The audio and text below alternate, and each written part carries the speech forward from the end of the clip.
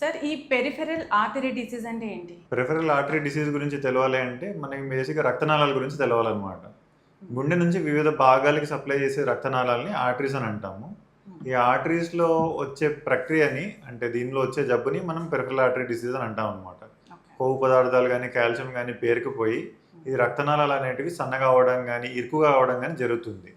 దీన్ని peripheral artery disease అని అంటాం. దీని లక్షణాలు ఎలా ఉంటాయి సార్? ఈ పెరిఫెరల్ ఆర్టరీ డిసీజ్‌ని పీఏడీ అని కూడా అంటాము.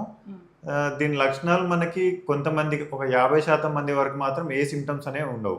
వాళ్ళని అసిమ్ప్టమాటిక్ పేషెంట్స్ అని అంటాం వాళ్ళని. ఓకే. కొంతమందికి మాత్రం కొంచెం దూరం నడిస్తే పిక్కల నొప్పి రావడం గానీ, తొడల నొప్పి రావడం గానీ, బటక్స్ నొప్పి రావడం గానీ జరుగుతుంది.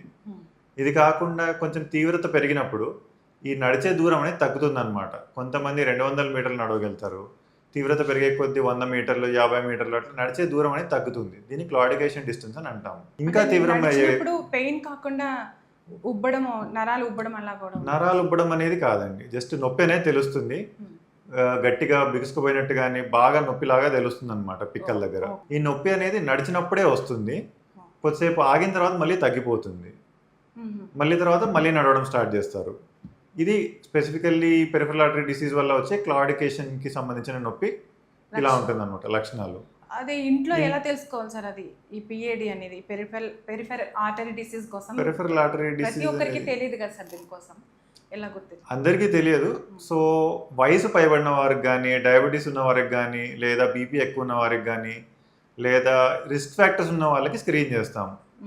అందరికీ ఉన్న కాళ్ళ నొప్పులు అనేవి పెరిఫెరల్ ఆర్టరీ డిసీజ్ వల్ల వచ్చేటివని కాదు.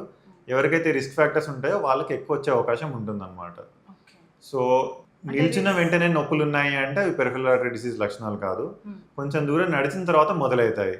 ఎప్పుడు అదే డిస్టెన్స్తో వస్తూ ఉంటాయి అన్నమాట. ఇప్పుడు 100 మీటర్లు నడిస్తే నొప్పి వస్తుంది, తర్వాత ఆగుతున్నారు అంటే ప్రతిసారి 100 మీటర్లకే నొప్పి అనేది మొదలవుతుంది. ఆ 100 మీటర్లు ఆగిన తర్వాత మళ్ళీ నడవగలుగుతూ ఉంటారు. ఈ క్రమంలో ఇది తగ్గుతూ ఉంటుంది అనమాట వీళ్ళకి. ఈ వాకింగ్ డిస్టెన్స్ అనేది నొప్పి అనేది చాలా త్వరగా వస్తుంది. అది సివియారిటీ పెరుగుతూ ఉంటుంది. ఇది పెరిగి ఎంతవరకు అవుతుంది అంటే నడవకపోయినా కానీ నొప్పి వచ్చే స్టేజ్కి వస్తుంది. ఆ నడవకపోయినా నొప్పి వచ్చే స్టేజ్ని రెస్ట్ పెయిన్ అని అంటాము. అప్పుడు సరిగ్గా నిద్ర కూడా పోలేరు అనమాట. ఈ నొప్పి వల్ల నిద్ర పట్టకపోవడం జరుగుతుంది. ఇంకా తీవ్రత పెరిగేటప్పుడు కాళ్ళ మీద పుండ్లు అవుతాయి. ఆ పుండ్లు మానవు అనమాట. కొన్నిసార్లు టిష్యూస్ చనిపోయి నల్ల మచ్చల్లాగా అవ్వడం కానీ, లేదంటే వేళ్ళు చనిపోవడం కానీ జరుగుతుంది. ఇది చాలా సీవియర్ స్టేజ్. ఇలాంటి స్టేజెస్కి వచ్చినప్పుడు మాత్రం రక్త సరఫరా పెంచే ప్రక్రియ ఏదో ఒకటి చేస్తూ ఉంటాం అనమాట as a vascular surgeon. Okay. ఒకవేళ అప్పటికి గుర్తించలేకపోతే లాస్ట్లో ఏమవుతుంది సార్? గుర్తించడం లేకపోవడం ఏమీ ఉండదండి. కాళ్ళకు పుండ్లు పడి మానట్లేదు, నెల పైబడినా కానీ మానట్లేదు, లేదా వేళ్ళు నల్లగా చనిపోతున్నాయి అని ఈజీగా గుర్తుపడతాము. ఇలా ఉన్నా కానీ ఏమి చేయలేదు అనుకోండి, కాలు పోయే అవకాశం ఉంటుంది. కాళ్ళు పోవడం అంటే తీసేస్తారు ఇంకా కాళ్ళు? కాళ్ళు తీసేయాల్సిన అవకాశం ఉంటుంది. ఆ స్టేజ్ వరకు వెళ్తుంది. ఆ స్టేజ్ వరకు. అయితే ఇప్పుడు ఇది ఎవరిలో ఎక్కువగా ఉంటుంది సార్? అంటే ఇప్పుడు డయాబెటీస్ పేషెంట్స్కి కూడా ఇలానే కాళ్ళు నల్లగా అవ్వడము అలా ఉంటుంది. అది వేరు ఇది వేరా సార్? జస్ట్ నల్లగొడం ఒకటి కాదండి. ఇప్పుడు డయాబెటీస్ కానీ, హైపర్ టెన్షన్ కానీ, లేదు అంటే హైపర్ లిపిడిమియా అని అంటాము, ఎక్కువ కొలెస్ట్రాల్ ఉండడం కానీ, ఇట్లాంటి పేషెంట్స్లో కానీ, ఎక్కువ స్మోక్ చేసే వాళ్ళలో వీళ్ళందరూ రిస్క్ ఫ్యాక్టర్స్ అనమాట. ఇవన్నీ రిస్క్ ఫ్యాక్టర్స్. ఇవన్నీ ఎవరికి ఉంటాయో వాళ్ళకి ఎక్కువ వచ్చే అవకాశం ఉంటుంది.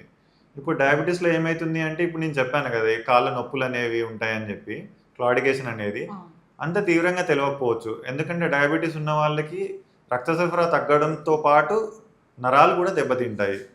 ఈ నొప్పి తెలియజేసేది మనకి శరీరంలో నరాలు అనమాట. ఈ నరాలు కూడా దెబ్బతినడం వల్ల వీళ్ళకి నొప్పి అనేది అంత ఖచ్చితంగా తెలియదు. సో వీళ్ళకి పుండు పడితే కూడా నొప్పి తెలియదు అనమాట. యూజువల్లీ డయాబెటిక్స్ మన దగ్గరికి వచ్చేటప్పటికి షుగర్ కంట్రోల్లో లేదంటే మాత్రం కాళ్ళు పుండ్లతోటి వస్తారు. అది వాళ్ళకి తెలియకుండా కుళ్ళిపోయిన పుండ్లతోటి వస్తారనమాట. అంటే ఇప్పుడు కాళ్ళ నొప్పులు అనేటప్పటికీ చాలా మంది లైట్ తీసుకుంటారు. అది పెరిగిపోయిన తర్వాత బాగా ఎక్కువైన తర్వాత వస్తారు మీ దగ్గర? అవును, మామూలు కాళ్ళ నొప్పులు కదా అని లైట్ తీసుకుంటారు. ఎక్కువైనప్పుడు మాత్రం వస్తూ ఉంటారు అనమాట. సో అది కూడా తక్కువ మంది. పుండ్లు పడ్డ తర్వాత ఎక్కువ మంది వస్తూ ఉంటారు పుండ్లు మానట్లేదు అన్నప్పుడు. నొప్పులు ఉన్నప్పుడే వస్తే మాత్రం మనకి కొంచెం ఎర్లీగా డిటెక్ట్ చేస్తే ఎర్లీగా మనం యాక్షన్ తీసుకోవచ్చు. మందులు వాడడం ఇవన్నీ చేయవచ్చు. ఓకే. అదే మీరు ఎలా నిర్ధారిస్తారు అది పిఏడి అని? పిఏడి అనేది నిర్ధారించడానికి మనకు చాలా పద్ధతులు ఉంటాయి. దానిలో అన్నిటికంటే ప్రథమ పద్ధతి నొప్పి ఎలా ఉంటుందా, దీని క్యారెక్టర్ ఆఫ్ పెయిన్ అనేది మనం అసెస్ చేస్తాం అనమాట. దాని తర్వాత రక్త సరఫరా ఎలా ఉందనే చూస్తాం. ఏబిఐ అని ఒక మనం యాంకిల్ బ్రేకల్ ఇండెక్స్ అని అంటాము. చేతికి కాళ్ళకి బ్లడ్ ప్రెషర్ చూసి దాన్ని మనం మ్యాప్ చేసి చూసుకుంటాము. అదొకటి, వేళ్ళ దగ్గర రక్త సరఫరా ఎట్లా ఉంది, కాలి వేళ్ళ దగ్గర ఎట్లా ఉంది అనేది చూసుకుంటాము. Hmm. ఇంకా కలర్ డాప్లర్ చేయొచ్చు, సీట్ యాంజియోగ్రామ్ చేయొచ్చు. అందరికీ అన్నీ చేయము. Hmm. నొప్పి తీవ్రతను బట్టి, కాలుకున్న కండిషన్ని బట్టి చేస్తాం ఈ టెస్ట్లని. ఏబీ అనేది మాత్రం అందరికీ చేస్తూ ఉంటాం రొటీన్గా. ఓకే. ఈ దీన్ని PAD బట్టి మనం పేషెంట్ చెప్తూ ఉంటాం అన్నమాట.